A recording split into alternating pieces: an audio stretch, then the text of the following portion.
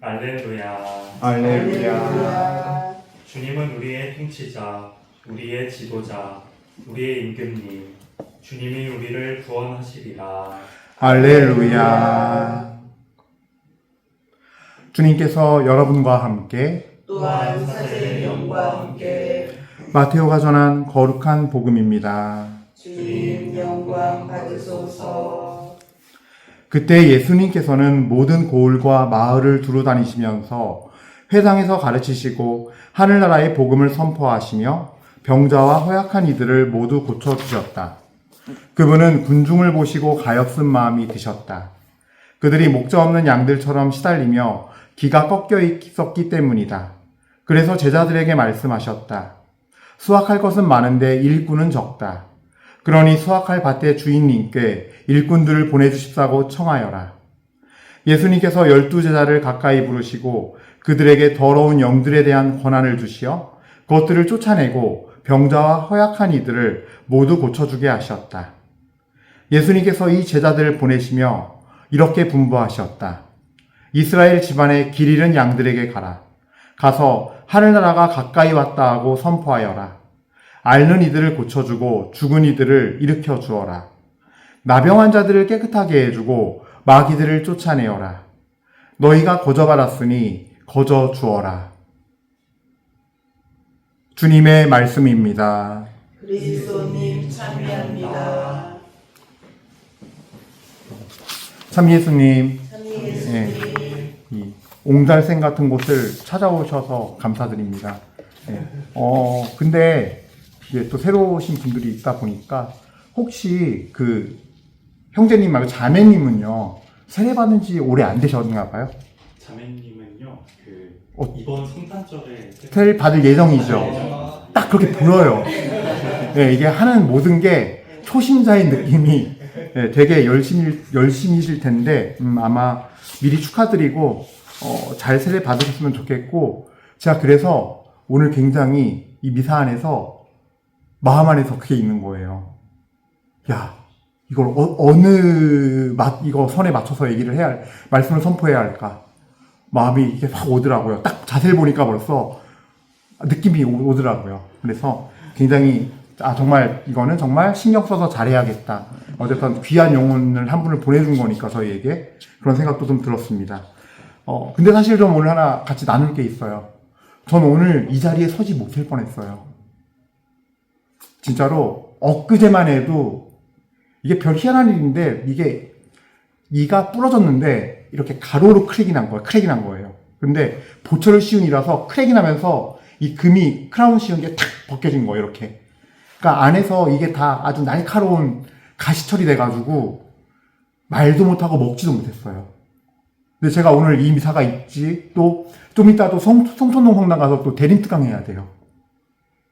그래서 이제 막 그냥 또 목요일 오후에 부랴부랴 또 저 성모병원을 갔는데, 이제 거기서도 이제 임시 처방을 해줬지만 근본적인 게 전혀 되지 않아서 어찌어찌 또 교우분 통해서 이제 연락이 어떻게 와가지고 또 병원을 알아봐 주셔서, 진짜 이거 뭐 아니면 도다. 아침부터 가서 기다리자. 예약을 안 했으니까. 이제 기다려보고, 또 어떻게 다 보자 그러고 이제 갔죠. 그래서 이제 어제 겨우 진료를 받고, 싹 다 그냥 아예 싹 다 스케일링부터 싹 다 한 거예요. 그래가지고 지금 이렇게 말을 할 수 있게 됐어요.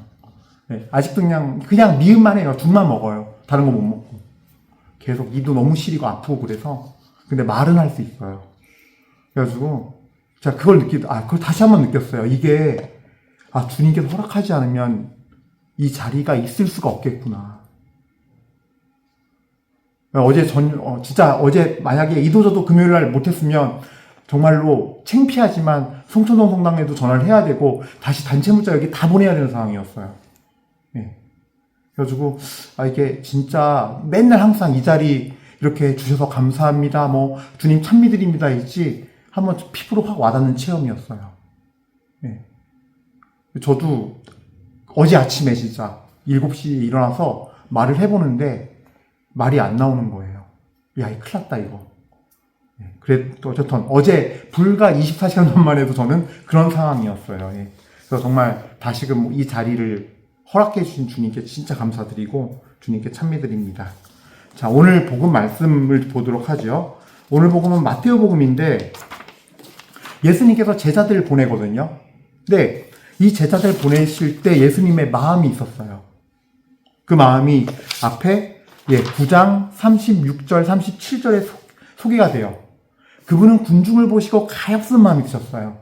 너무 불쌍하고 안타까웠어요. 왜? 목자 없는 양들처럼 시달렸고, 두 번째로 시달리다 못해 시달리며 사니까 기가 꺾였어요. 이건 굉장히 단순히 감정적 정서적인 표현만이 아니에요. 그들의 영의 상태가 그렇다는 거예요. 영의 상태까지. 우리가 감정적이고 정서적인 거는 어떤 되게 영혼에서 혼적인 영역이라면 이 영조차도 세상 세파에 또 이 세상에는 선만 있는 게 아니잖아요. 악의 세계가 있어요. 짓눌려서 기가 꺾여 있고 시달리고 있고 길을 잃어서 어디가 오른쪽인지 왼쪽인지도 구분도 못하는 상태로 지쳐 있고 혼미해 있고 방향을 완전히 잃어버린 사람들. 그들 때문에 마음이 아파하시고 그들에 대한 깊은 동정심과 긍휼한 마음을 지니고 계셨어요. 그래서 제자들을 보내는데 자, 이게 우리가 이제부터 정말 깊이 묵상해 봐야 할 부분이에요. 복음을 전해보신 적이 혹시 있으신가 모르겠어요. 신부님, 복음은 신부님과 같은 성직자가 전해야 되는 거 아닌가요? 아니에요. 예수 그리스도를 주님으로 고백하는 이는 모두가 다 복음을 전해야 돼요. 예외 없어요. 하나님께서 지상에서 성직자, 수도자, 평신도를 나눴을지 몰라도 그걸로 다 계급이 아니에요.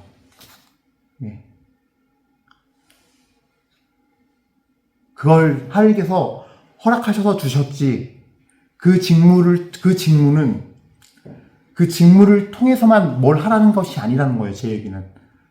당신은 신부님이시니까 가장 많은 권한을 가지셨고, 뭘 해야 되고, 계급을 정해놓고 하는 것이 아니라, 예수 그리스도의 성령 안에서 성령을 받은 이들은 누구나가 다 똑같은 주님께서 주신 그 분량의 몫을 다 정해져 있어요. 각 사람에 맞게. 그거를 해야 되는데, 이제 세례 받으시면 나만 잘 믿고 나만 잘 살려고 하면 안 돼요. 똑같은 거예요. 내가 누군가에게 빛을 전하는 사람이 돼야 된다. 그리스도의 빛을 전해야 한다는 거를 항상 생각하고 사셔야 돼요. 내가? 내가. 오늘 나오는 예수님의 제자를 파견하는 그 12제자도 완성되어 있는 상태가 아니에요. 지금 계속 기르고 있는, 훈련시키고 있고 교육시키고 있는 단계에서 주님이 파견하세요. 왜? 그러기엔 지금 너무나 많은 사람들이 기가 꺾여 있고 길을 잃었고 아파하기 때문에 찾아가서 복음을 전하라고 하는 거예요. 근데 이게 그때나 지금이나 똑같아요. 잘 보면은. 예전에 어떤 옹진 신부님은 그러셨다 그러더라고요. 꽃동네 처음 시작할 때, 처음에 이제 그 동네 거린들 이제 10몇 명 모아놓고 시작을 했는데, 자기는 희망이 있었대요. 지금은 우리나라가 너무 못 사니까, 나라가 잘 살고 경제가 좋아지면 괜찮아지겠지. 근데 90년대? 자기가 이제 그걸 시작한 게 70년대였는데, 90년대 가서 더 잘 살게 됐고, 더 좋아졌는데, 아이를 버리고, 애를 낳고 버리고, 장애인이라고 버리고, 하는 사람은 더 많아졌다는 거예요. 그러면은, 이게, 그때 70년대나 90년대나 분명히 좋아졌는데, 왜 더 늘었을까요? 죄 중에 있고, 길 잃고, 고통받는 이들은 변함이 없어요. 어디나 있고, 어디나 늘 많아요. 항상. 그 사실을 우리가 잊어버리면 안 된다는 거예요. 근데 복음을 전한다는 거는 뭐가 필요하냐면요. 첫 번째로 하느님은요. 다른 영혼을 보기 전에 나를 보세요. 나부터 봐요. 나예요. 그래서 내가 내가 주님 앞에 세례를 받고 나서도 그렇고 항상 해야 되는 건 뭐냐면요. 주님 앞에 내가 깨끗이 서 있는가 안 서 있는가예요. 오늘 이사야서 말씀 보면요. 독서 말씀 보면요. 30장 19절에 첫 번째 시작이 이렇게 돼요. 예루살렘에 사는 너희 시온 백성아. 그냥 우리는 들으면은 그냥 그 예루살렘 사는 사람들이라 들을 수 있는데 이거를 잘 묵상해 보면요. 깊은 영적인 의미가 들어있어요. 예루살렘은 주님의 도성이에요. 도성이 있는 땅이에요. 그래서 영적으로 보면은 하느님의 영역이고 하느님의 주권 아래에 있는 거예요. 즉 우리가 오늘 이 말씀 계속 읽어볼게요. 예루살렘에 사는 너희 시온 백성아, 너희는 다시 울지 않아도 되리라. 내가 부르짖으면 그분께서 반드시 너희에게 자비를 베푸시고 들으시는 대로 너희에게 응답하시리라. 우리가 주님을 믿고 따른다고 말하지만 우리가 그분의 주권 아래, 그분의 날개 아래, 그분의 영역 안에, 그분의 삶의 뜻 안에 들어가 있지 않으면 이 부르짖을 때 자비를 입지 못해요. 가장 먼저 할 일은요, 그분의 그 주권 아래, 울타리 안에 들어가는 나의 삶이 돼야 되는 거예요. 내가 그분 밑으로 들어가야 되는 거예요. 예. 세례를 받겠다고 하는 건요, 내가 그분의 자녀가 되어서 주님이라 부르잖아요. 예수님을 주님이라 부르는 그 예수님을 정말로 내 주인으로 모시고 내 영혼의 주인 자리로 모시고 사는 삶인 거예요. 이 예루살렘에 사는 백성의 의미는요, 그분의 말씀과 뜻 안에 사는 사람. 내 뜻과 주님의 뜻이 있을 때, 난 이게 좋은 걸로 줄 알았는데 주님께서 이게 좋다고 하시니 주님, 저 당신이 좋으니까 제 뜻 버릴게요. 할 수 있는 사람. 난 이게 가치 있다 여겼는데 주님 그래요? 주님께서 좋다고 하시니 이게 가치 있다 하시니 제가 같이 버릴게요. 이게 예루살렘에 사는 백성인 거예요. 이게. 그럴 때 하나님께서는 약속해 주세요. 그래, 내가 다 너 눈물 닦아줄게. 울지 않아도 돼 이제. 내가 너에게 자비를 베푸고 너가 나한테 공경 중에 부르짖으면 내가 들어줄게. 내가 책임질게. 너가 나를 주인으로 모시고 나에게 왔으니 내가 책임질게. 이게 세례 때 우리가 서약하는 거예요. 그렇게 살겠다고. 네. 너무 갑자기 막 무서워졌나요? 네. 잘 들으셔야 돼요. 그렇게 조금씩 삶에서 계속 부딪히게 될 거예요. 내 뜻과 하느님의 뜻이. 그럴 때 내 뜻을 내놓는 거, 자아를 부정할 수 있어야 돼요. 그러니까 뭘 부정하느냐. 내 존재가 옳고 내 존재가 하느님을 잘 섬긴다고 말을 하지만 분명히 내가 하느님보다 더 위에 내 걸 올려놓고 살거든요. 나에게 그런 것들이 있다는 걸 인정하고서 나를 부인해야 돼요. 그 부인하는 여정 속에서 사실은 예수님의 십자가를 짊어지게 되고 십자가와 부활의 영광에 참여하는 거예요. 예. 이게 우리 신앙의 사실은 제일 중요한 백미예요. 그래서 하나님보다 더 주인 삼고 사는 것들이 사실은 그게 진짜 우상의 정의예요. 예. 그래서 세례를 받고 성당에 와서 매일 미사를 드리고 주일 미사를 드려도 우상이 있는 사람들이 있어요. 냉정하게 얘기하면. 근데 예루살렘에 사는 시온의 백성이라는 의미는요, 그거를 내어놓고 예수님을, 하나님을 주인 자리에 모시고 주인 바꾸기가 되어서 그분 백성으로 사는 사람들, 그 하나님 나라의 통치 아래 있는 사람들이에요. 예수님의 제자들도 일단은 베드로도 그렇고 요한도 그렇고 안드레아도 그렇고 돈이 많았던 세리 마테오도 그렇고 일단 그 12명의 사람들 공통점이 내가 갖고 있던 걸 일단 다 버리고 따랐어요. 그러면서 진짜 예수님의 제자 훈련이 시작됐어요. 그런 와중에 이제 예수님께서 이들을 보내요. 예수님께서 너무너무 급하고 긍휼하고 안 됐으니까 백성들이. 자, 그러면 이제 또 아실 게 있어요. 많은 사람들은 이렇게 생각해요. 내가 예수님 뜻 따르고 예수님 말씀 잘 듣고 예수님 대로 하면 무조건 다 축복받는다 생각해요. 그래서 막 만사형통이 일어나고 꽃길을 걸을 거란 생각을 해요. 왜? 난 예수님 말씀대로 했으니까. 근데 그렇지가 않아요. 첫 번째, 우리가 주님의 자녀가 되어서 정말 주님의 뜻 안에 살면서 살아가기 시작하면서 주님께서 사실 하시는 일은 뭐냐면요. 말씀대로 살고 말씀을 전하는 나도, 말씀을 전하는 것도 내가 말씀을 실천하는 것 중에 하나거든요. 그랬을 때 그것이 다른 이로 하여금 항상 내가 인정받을 수가 없는 거예요. 인정받을 것도 아니고 오히려 그 반대의 경우들도 경험하게 돼요. 거꾸로. 그리고 전했는데 왜 전한 대로 결과가 안 나오지? 저 사람에게? 저 사람이 날 왜 이렇게 해서 날 오해하게 만드시지? 나는 정말 순수한 마음으로 진리의 말씀을 정말 순수한 마음으로 이 형제를 사랑해서 이 자매를 사랑해서 예수님 마음으로 전했는데 왜 그렇게 결과가 안 되는 것 같지? 라는 일이 벌어져요. 여기서 기억할 거 제일 중요한 게 뭐냐면요. 복음을 전하는 사람은 그 사람만을 위한 게 아니에요. 하나님은요, 복음을 전하면서 따라 사는 나도요, 하나님께서 계속 기르세요. 이게 중요해요. 전했는데 반대로 난 순수한 마음으로 전했는데 반대로 내가 나한테 오해하고 나한테 안 좋은 소리 하고 억울한 소리 내가 들어요. 원망 듣고 나한테 막 비난하고 심지어. 그럴 때 이걸 기억하셔야 돼요. 그 여정을 통해서 하느님은 내 영혼도 다듬는 거예요. 그리고 또 아셔야 할 게 예수님이 그랬다는 걸 기억하셔야 돼요. 5,000명 먹이니까 순간 사람들이 와 했는지 몰라도 4,000명 먹이니까 순간 와 했는지 몰라도 라자로 살리니까 와 했는지 몰라도 실제는 생각해보세요.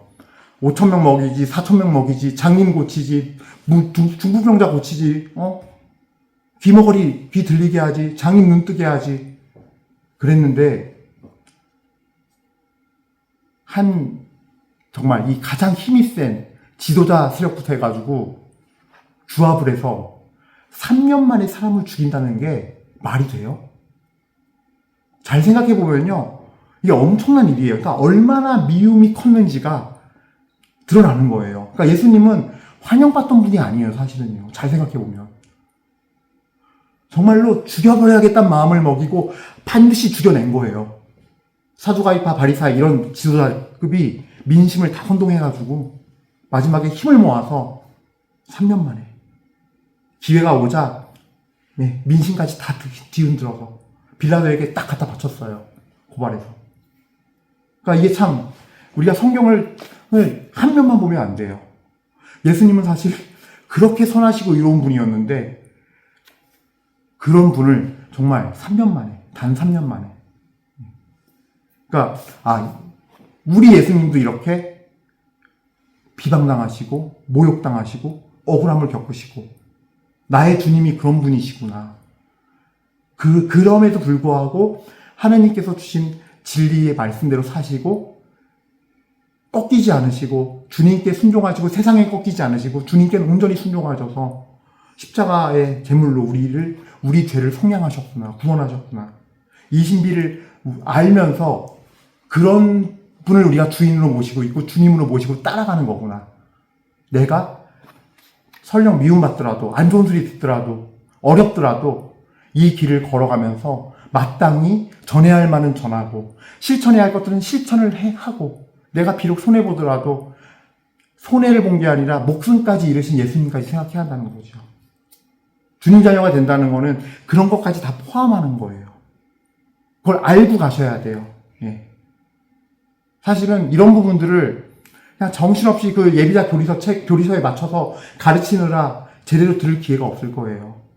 왜 저도 이 아지트 사목을 하지만 그 전에 저도 본당 신부 생활을 했거든요. 그럴 때 돌아보면요.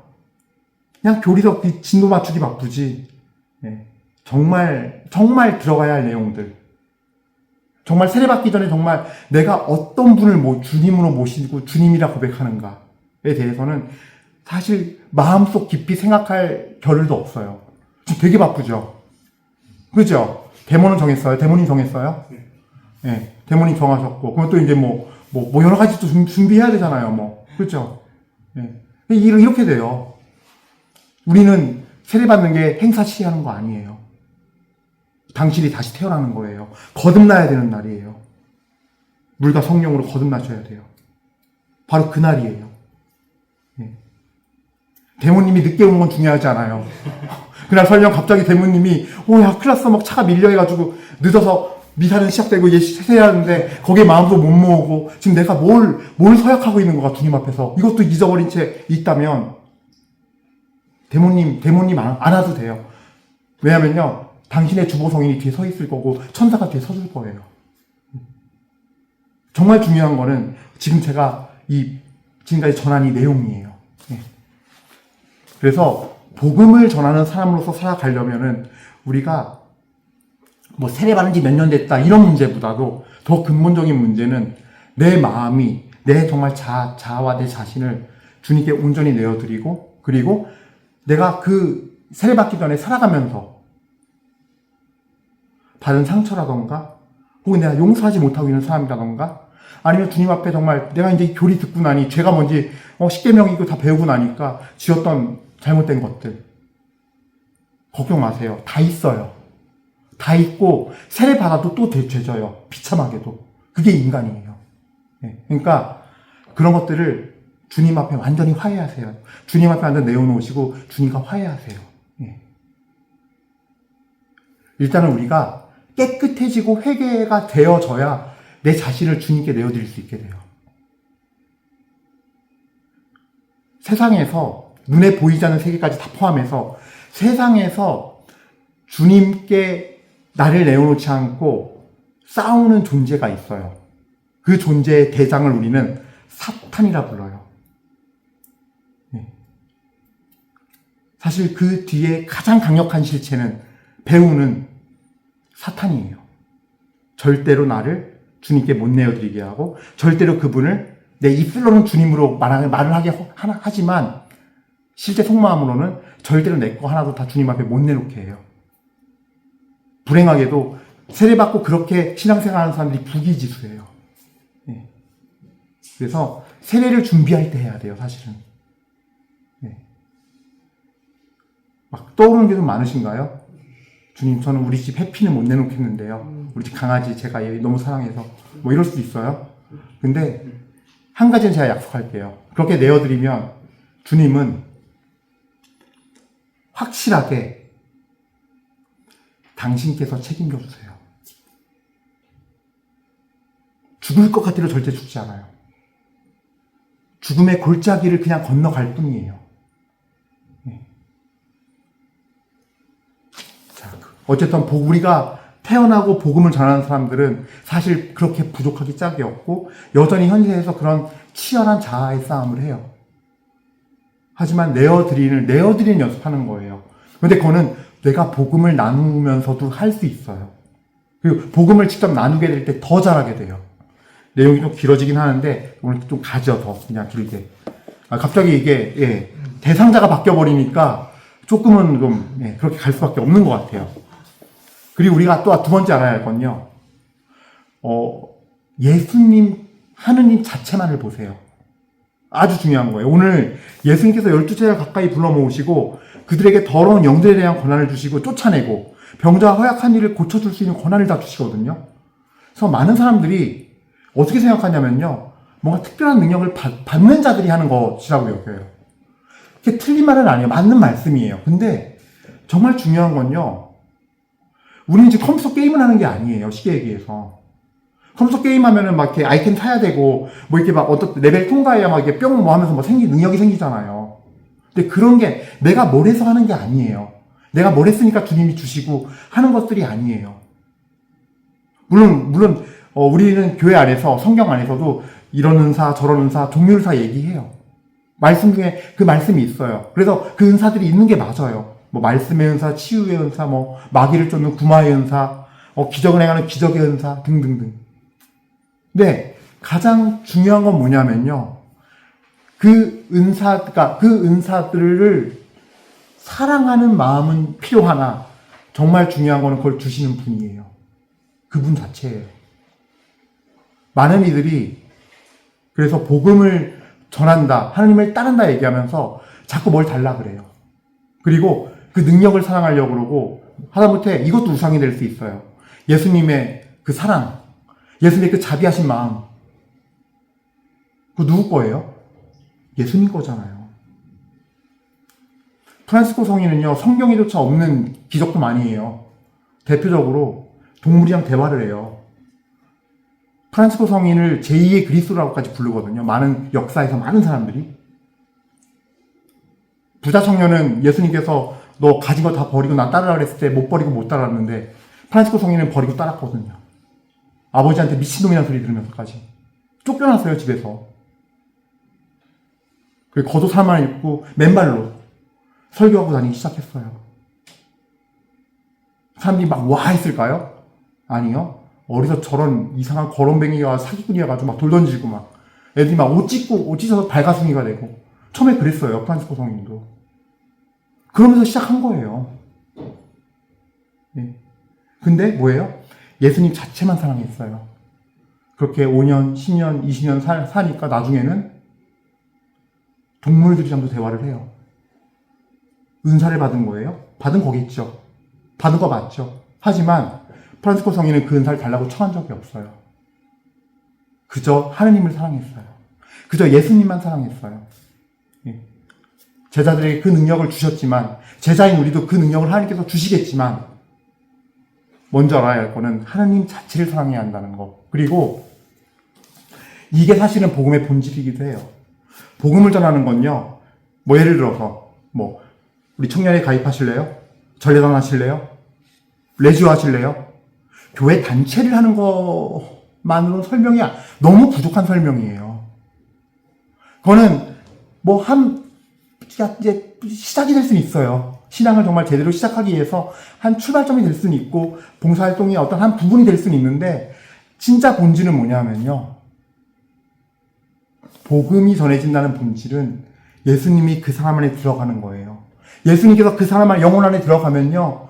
사람이 바뀌어요. 거듭나요. 내 죄를 뉘우치게 되고 내가 상처받은 것들을 용서할 수 있는 마음이 생기게 되고 사랑하게 되고 화해하게 되고 깨끗하게 되고 내 영혼이 빛나게 돼요. 그리고 말씀을 사랑하게 돼요. 죄를 미워하게 돼요. 주님을 사랑하고 말씀을 사랑하고 뜻을 사랑해서 따라가게 돼요.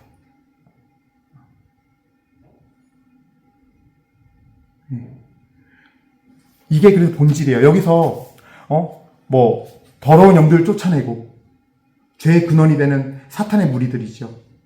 그 무리들이 어둠이 쫓겨나고 예수님이 들어가시면 내가 정말 한 영혼이 말씀을 받아서 회개하고 거듭나면 더러운 것들은 어두운 것들은 다 쫓겨날 수밖에 없어요.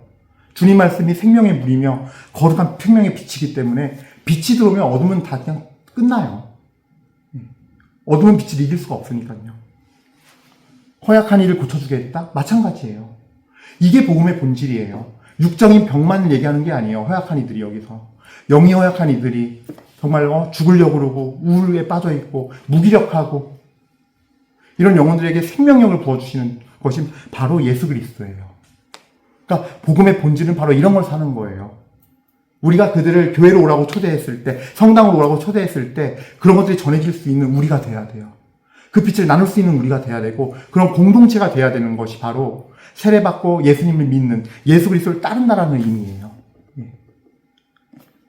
마지막 얘기예요. 우리 되게 길죠? 그래도 끝까지 다 할 거예요. 자, 왜냐면 제가 봤을 땐 어디서 못 듣는 얘기를 제가 하고 있다는 걸 전 알아요.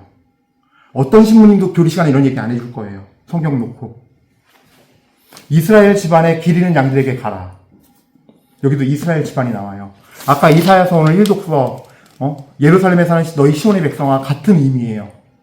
뭐냐 하면 여기서 예수님께서는 이 12명을 파견할 때는 12제자들이 그 어떤 이스라엘 사람들, 그러니까 국가와 민족과 어떤 그런 것들을 혈통을 얘기하는 그런 말씀의 의미를 넘어선 얘기예요. 이건요, 사실.